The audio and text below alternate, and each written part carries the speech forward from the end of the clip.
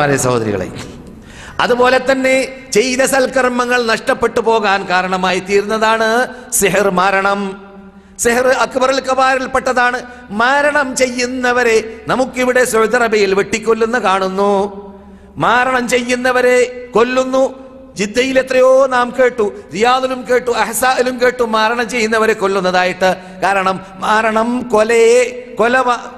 കൊല്ലാൻ മാത്രം അവകാശപ്പെടുന്നതായ പാപമാണ് എന്നതുകൊണ്ട് തൗബ ചെയ്തിട്ടില്ലെങ്കിൽ, ഇസ്ലാമിലേക്ക് മടങ്ങി വന്നിട്ടില്ലെങ്കിൽ അങ്ങനെയുള്ളവരെ കൊന്നാലേ തീരൂ. കാരണം മുസ്ലിമിനെ ദ്രോഹിക്കൽ എന്നതിന് പുറമെ ആ മാരണത്തിലൂടെ അവൻ തന്നെ അമുസ്ലിമായി മാറുന്നു എന്നതാണ്.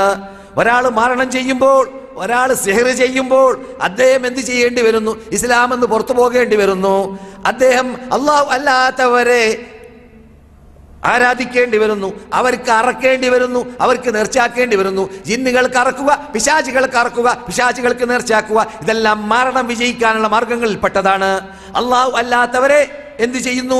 റൂമിൽ 40 ദിവസം ഇരുന്നു കൊണ്ട് ഇരുട്ട് റൂമിൽ ശപഥം ചെയ്യുക പോലോത്ത, അവരെ മാത്രം വിളിച്ച് പ്രാർത്ഥിച്ചുകൊണ്ട് അവരോട് സഹായം തേടുക എന്നത് പോലോത്തത് മരണത്തിന്റെ രൂപത്തിൽ ഒരു രൂപമാണ്, ഇനമാണ്.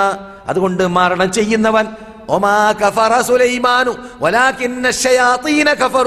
സുലൈമാൻ അല്ല മരണം ചെയ്തത്, പിശാചികളാണ് മരണം ചെയ്തത് എന്ന് റബ്ബ് പറയുന്നതിന് പകരം അള്ളാഹു എന്താണ് പറഞ്ഞത്? ഒമാ കഫറ, സഹറ എന്നല്ല പറഞ്ഞത്. മരണത്തെ കുറിച്ചാ ചർച്ച. കഫറ, സിഹർ ചെയ്തത് ആരല്ല? സുലൈമാനല്ല.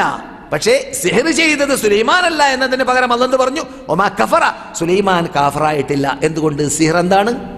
കുഫ്റാണ് എന്ന് ഖുർആൻ പഠിപ്പിക്കുന്ന ശൈലിയാണ്.